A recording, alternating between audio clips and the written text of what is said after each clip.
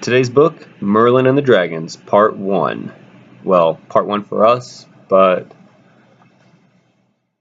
Part 1 for us, but not of the book. So let's get started. The night was dark and storm clouds marched along the sky. Rain beat against the gray castle walls. Inside, a bedroom hung with tapestries, the young King Arthur had trouble sleeping. Awake! He was frightened, and asleep he had disturbing dreams. At last he climbed out of bed, took a candle to light his way, and started out the door. Suddenly remembering his crown, he returned back and found it under the bed where he'd tossed it angrily hours before. It felt too heavy for his head, so he carried it, letting it swing from his fingers. As he walked along the hall, strange shadows danced before him, but none were as frightening as the shadows in his dreams. He climbed the tower stairs slowly, biting his lip. When he reached the top, he pushed open the wooden door. The old magician was asleep in his chair, but woke at once, his eyes quick as a hawk. Check out the shadows in his dreams. I sure wouldn't want to be him.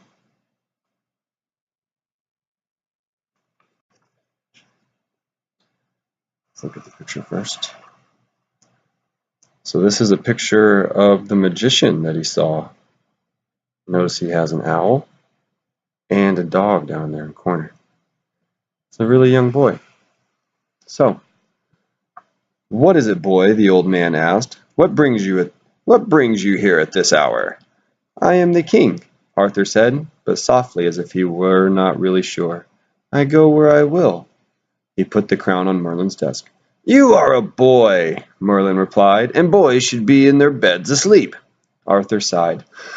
I could not sleep, he said. I had bad dreams.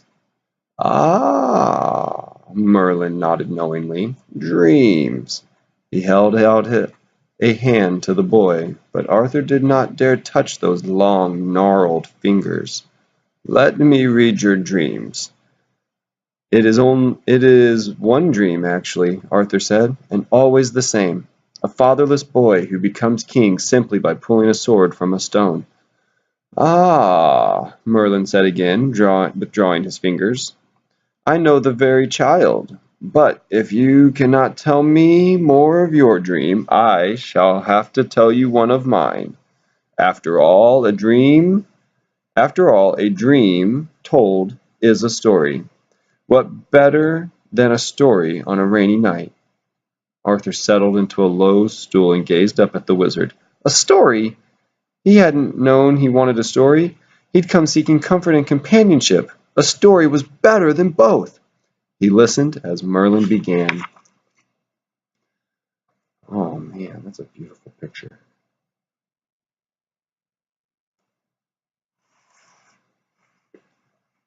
In a small village high up on the rugged mountains of Wales lived a lonely, fatherless boy named Imrus. Dark-haired he was, and small, with sharp, bright eyes and a mouth that rarely smiled. He was troubled by dreams, sleeping and waking, dreams of dragons, dreams of stone. His mother was the daughter of the local king and tried to be both mother and father to him. But a princess is only taught lute songs and needlework and prayers. She'd never once climbed a tree after a bird's egg, or skinned her knee pursuing a lizard, or caught a butterfly in a net. Emrys had to invent that part of growing up himself, and a lonely inventing it turned out to be. The other boys in the village teased him for not knowing who his father was. Mother's babe, they cried, chasing him from their games. So Emrys went after birds, eggs and lizards, butterflies and frogs by himself, giving them names both odd and admiring like Flutterby and Wiggletail, and making up stories of their creation. And he chanted strange sounding spells because he liked the sounds, spells that sometimes seemed to work, most times did not. But he never told his dreams aloud. Dreams of dragons, dreams of stone. Who do you think this story's about? Imrys might be somebody else. Wow. There's a lot to notice in this picture as well. Can't wait for you to do your own picture walk. Now, in the village lived an old man who knew all sorts of things, from reading and writing to how birds speak and why leaves turn brown in autumn. And because Imrus was the son of a princess, the grandson of a king, the old man taught him all he knew. It was this learning that brought the village boys to him, not in friendship, but in curiosity. They would ask Imrus to show them some trick with the birds, or to tell them harmless predictions to amuse them. The rain will fall soon, he would say, and often it did. The first spring robin will arrive, and soon after it came. Now any farmer's son could have made the same right guesses, and after a while the village boys were no longer impressed. However, one day Imrus found a book of seasons and planetary movements in the old man's cottage, and read it cover to cover. Then he went out and announced to the astonished boys, "Tomorrow the sun will disappear." The next day at noon, just as the calendar had foretold, the eclipse plunged the countryside into darkness. The boys and their parents were equally horrified and blamed Imrus. From then on he was called Demon's Son and avoided altogether. Oh, wow. That's wild.